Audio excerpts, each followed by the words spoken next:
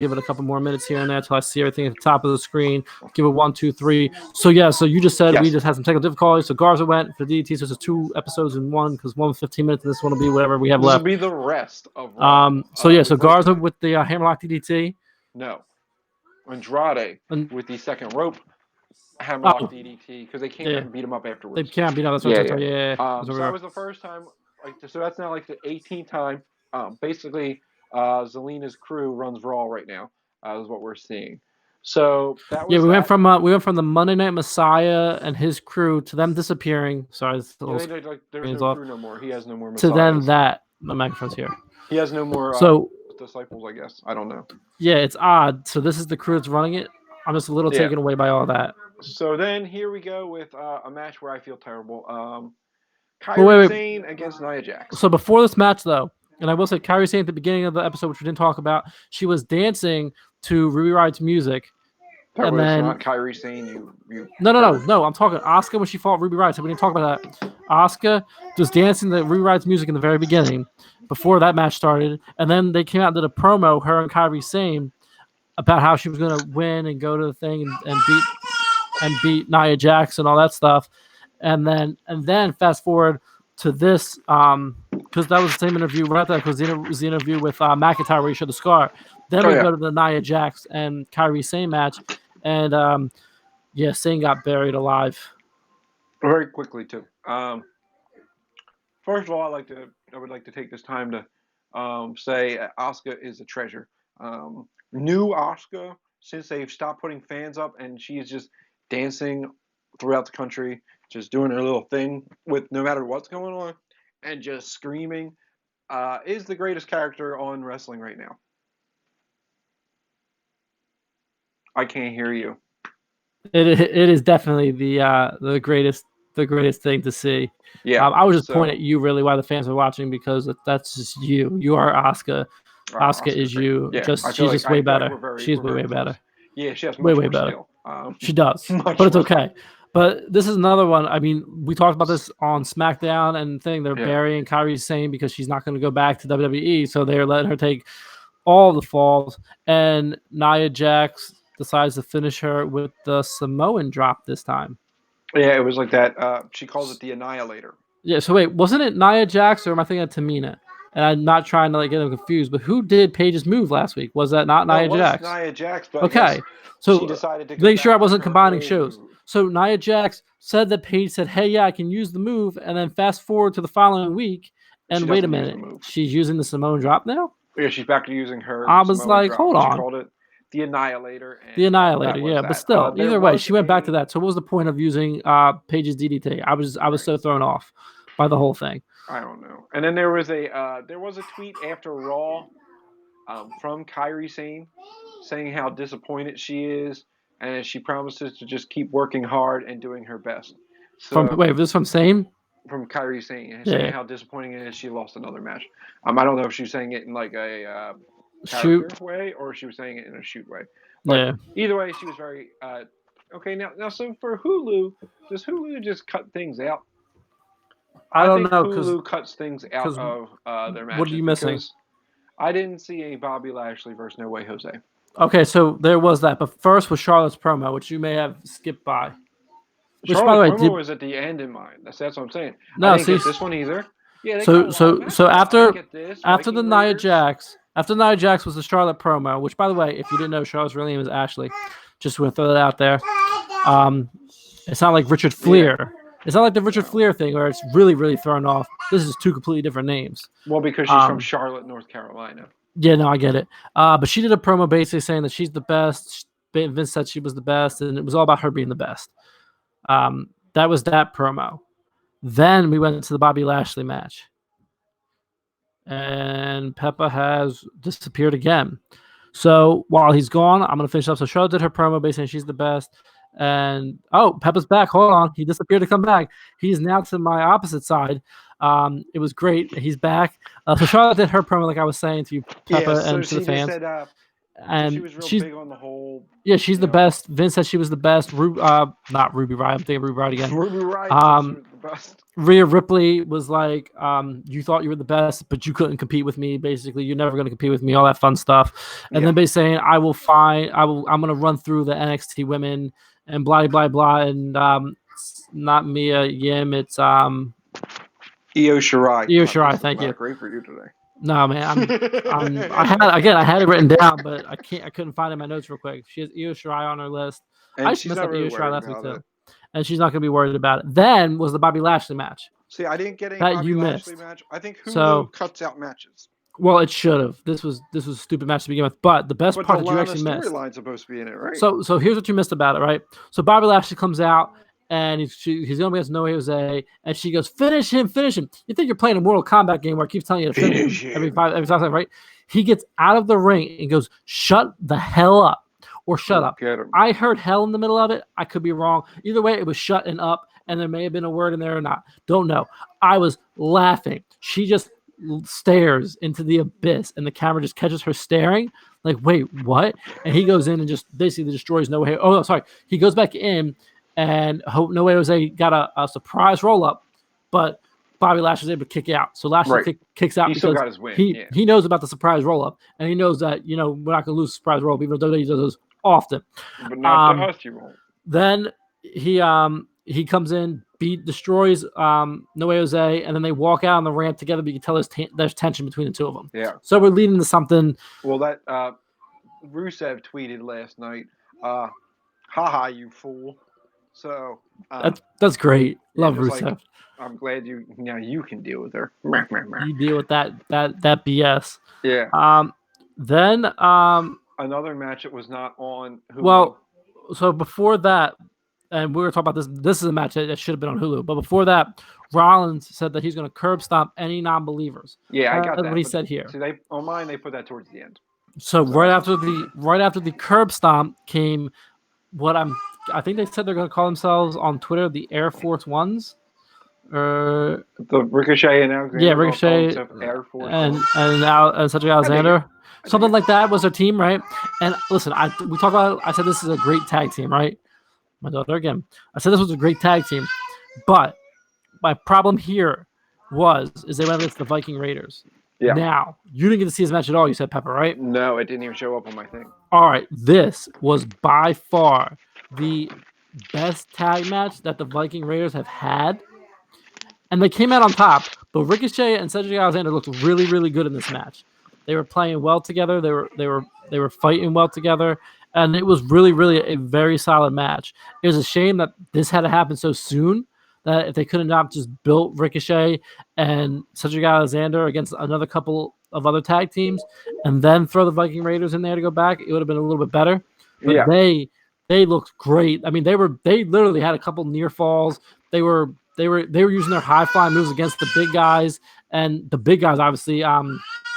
It was Ivar is the one who always dives out the ring, right? It's Ivar who dives out the ring.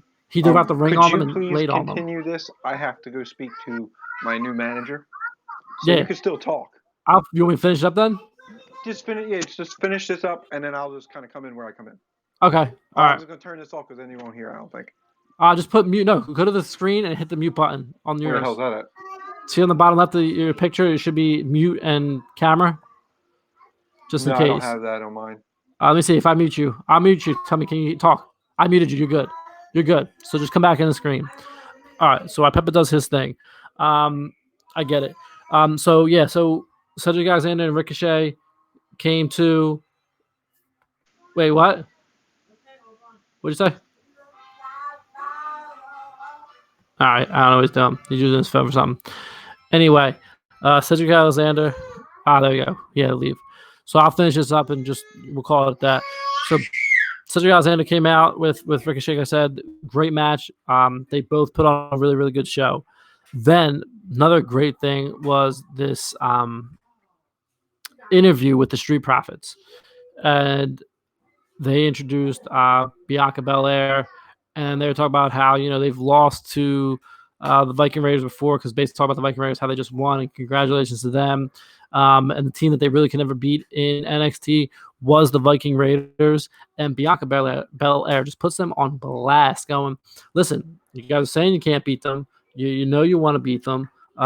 So why don't you actually go out there and beat them instead of sitting here goofing off and being a bunch of goofballs, basically, excuse me, out here doing this backstage BS when you can be out there in the streets fighting, or in the ring fighting them and actually showing up.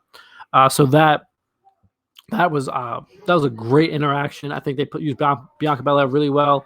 Basically saying, "Hey, here's the newest member to Raw," just telling her that yes, she is out of NXT and she is up here on Raw with us, and she's running that group.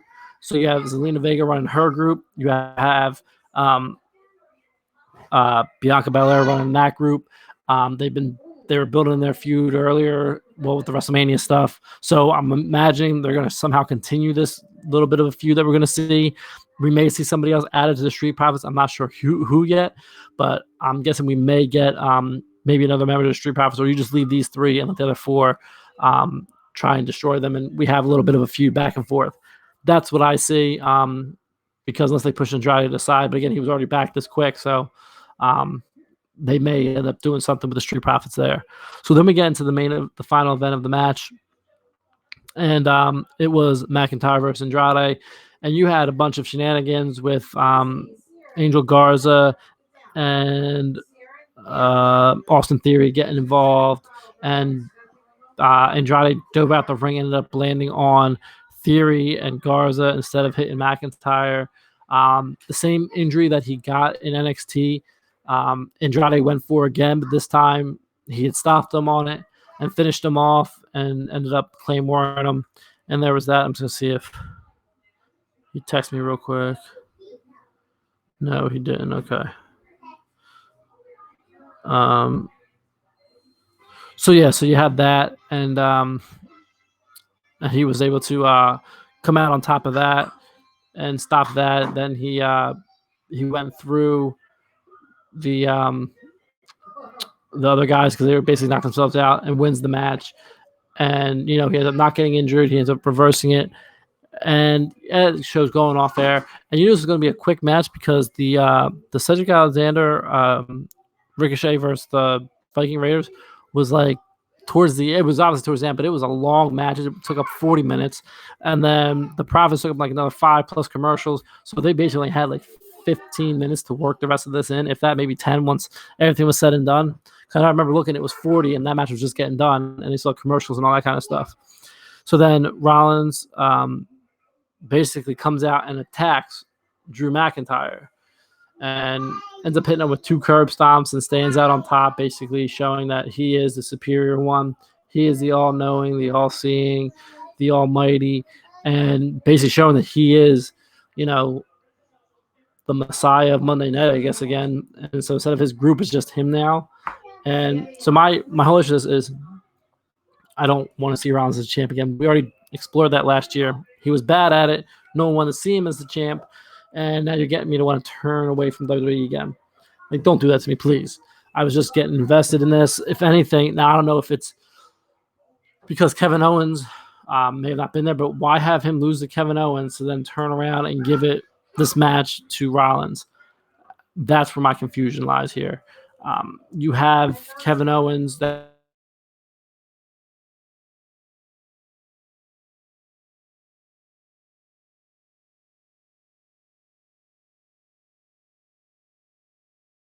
because Kevin Owens won, Seth Rollins lost to Kevin Owens. So Kevin Owens goes on to do this. Seth Rollins and his group still try to take over Monday Night doing something else, or they disband and Seth Rollins is in a different picture right now. I don't know. I know you're kind of stuck on where you're going with things, and with everything going on in the world, the fact that they're being able to bring us the content, I understand that, and there's limited resources here and there, but they were able to put on a lot of good matches. They were able to throw in a couple of things here. The squash of Sarah Logan, I thought was just rough, and the Kairi Sane one, that was just a rough one. I think they did them both pretty dirty. They could have picked out a couple others that they could have done this too, but I guess that's why they went with that. So yeah, that was my only issue with it. Is Rollins doing a great job with his role this time around. I think he's handling a lot better, but it's not what anyone really wanted to see. And I think you're going to get more and more fans, especially the diehard ones who see this and maybe were the ones that had a problem with it start to fade away again. Like I said, once Hell in the Cell, all that BS with the Fiend happened, you kind of just ran. I ran away from it for a long time. Just was checking up highlights and getting back to you guys on that, and it's kind of like faded off into distance. And then finally got back into it before Elimination Chamber came here because we're following up on it because we were going to Elimination Chamber and all that. So then, so that's where, and I feel like it's going back in somewhat of an odd direction. But again, if McIntyre comes out on top, I'm not going to be too upset about it. But it's like we've already seen his reign and his run. I want to see Kevin Owens do something. Like everyone loves Kevin Owens. I know the whole two babyface thing, but like, listen, man, Kevin Owens is great on the mic. Drew McIntyre's proven that he's doing great on the mic. Like, at least let them have somewhat of a feud. But we're not. And plus, again, it's really more of a one-on-one there, whereas you had the feud with that whole thing going on. I guess Peppa's not coming back. He's got to do his thing. I understand it. Trust me. So this is your boy, Mr. Disrespectful, saying don't forget to tune in. Oh, same stuff. Let us know what you like, what you don't like, all that fun stuff. We're here. We take the criticism and we run with it. It is what it is. We'll play off of it. It's how we've been doing things. So that was Raw in a nutshell. First half, 15 minutes. This half, about 16 or so. For my man, White Pepper, we appreciate everyone tuning in and look forward to us on Wednesday night after Dynamite, bringing you that review live. Everyone stay safe out there. See you.